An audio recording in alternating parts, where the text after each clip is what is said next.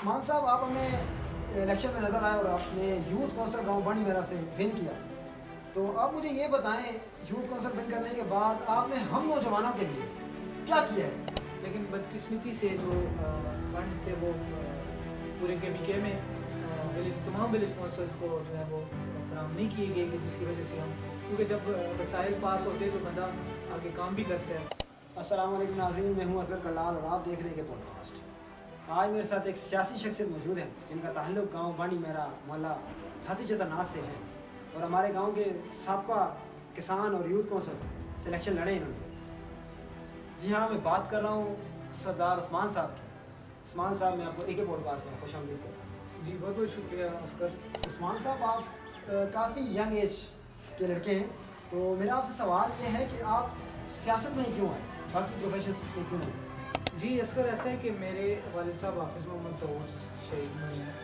तो वो जो है काफ़ी टाइम से जो है लोकल जो हमारी विलेज कौंसल की सियासत थी, और इसके अलावा भी उस टाइम तो यूनियन कौंसल नमली मेरा थी, उसके बाद यूनियन कौंसल मुहद्दर हुई, फिर आगे विलेज कौंसल बानी मेरा हुई। तो वो जो है इसमें हमारे, क्योंकि इसके अलावा भी जो है सियासत के अलावा भी एक बात करना चाहता हूँ कि वो जो है गांव में कोई भी कहीं पे कोई मसला होता था, किसी का झगड़ा होता था, कोई इस किस्म की बात हो जाती थी, तो वो उनकी कोशिश होती थी कि भाई मैं जो है इस मसले को जो है वो मैं हल कर सकूं। क्योंकि आपको पता है कि अगर एक इंसान जो है कोई सियासत में आकर और कोई मेंबर कौंसलर बन के अगर कोई किसी को 2 लाख या 4 लाख रुपए कोई फंड दे देता है, वो अपने घर के रास्ता बना देता है। लेकिन इसके बरक्स अगर दूसरी तरफ इसके देखें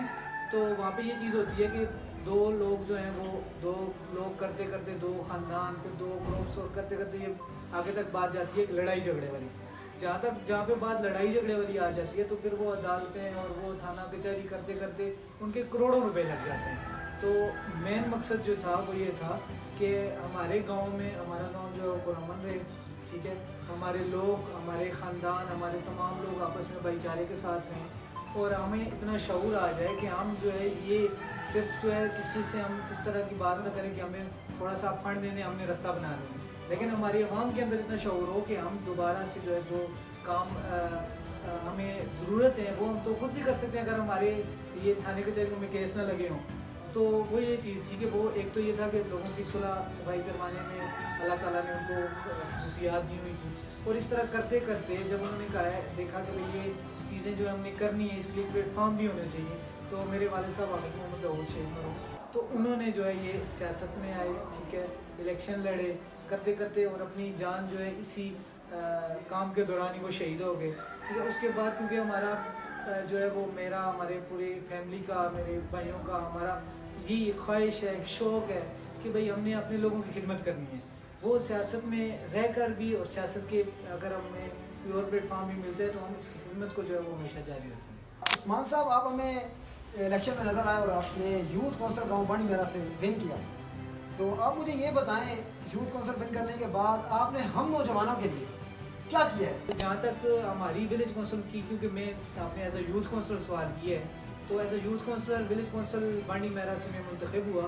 और उसमें ये है कि हमने तो काफ़ी कोशिश की कि हमारी सिर्फ नौजवानों के हवाले से भी और बाकी जो हमारे गांव में भी जो महरूमियाँ हैं वो ख़त्म हो, लेकिन बदकिस्मती से जो फंड्स थे वो पूरे के में तमाम विलेज कौंसल्स को जो है वो फराहम नहीं किए गए, कि जिसकी वजह से हम, क्योंकि जब वसाइल पास होते हैं तो बंदा आगे काम भी करता है। सर, नौजवान आपके साथ रहते हैं, आपको हर जगह पे सपोर्ट करते हैं, अक्सर हमने देखा है, मुख्तलिफ प्लेसेस पे आप हमें नज़र आते हैं। मेरा सवाल कुछ यूनिक है आपसे कि देखिए, हर कोई ग्राउंड का शौकीन नहीं होता, आप क्रिकेट का शौकीन नहीं होता, फुटबॉल का शौकीन नहीं होता। आजकल का दौर सोशल मीडिया का है, हर कोई चाहता है मेरे पास कंप्यूटर हो, मैं कोर्स करूँ या मैं कुछ ऐसी एक्टिविटी करूँ जिससे मुझे आगे मेरा फ्यूचर सिक्योर हो। क्या सर, मैं आपसे एक दरख्वास्त ही कर सकता हूँ कि आपको लगता नहीं है कि हमारे गांव में भी एक ऐसा शॉर्ट तंजीम या कुछ भी सिस्टम होना चाहिए जिससे हमारे आने वाली नस्लों को और हमें फ़ायदा हो? जी बिल्कुल असकर, इसी बात का मैंने जिक्र किया अभी कि जो हमारे क्रिकेट ग्राउंड तो एक बेसिक चीज़ आ गई, वो तो इस चीज़ के लिए आ गई कि नौजवान जो है हमारे मसरूफ़ हो जाएं और उनकी सेहत बेहतर हो जाए, ठीक है। और इसके अलावा जो बात आप कर रहे हैं वो अहम बात है। उस हवाले से जो मैं आपके प्लेटफॉर्म से एक पॉडकास्ट के हवाले से जो लोग इसमें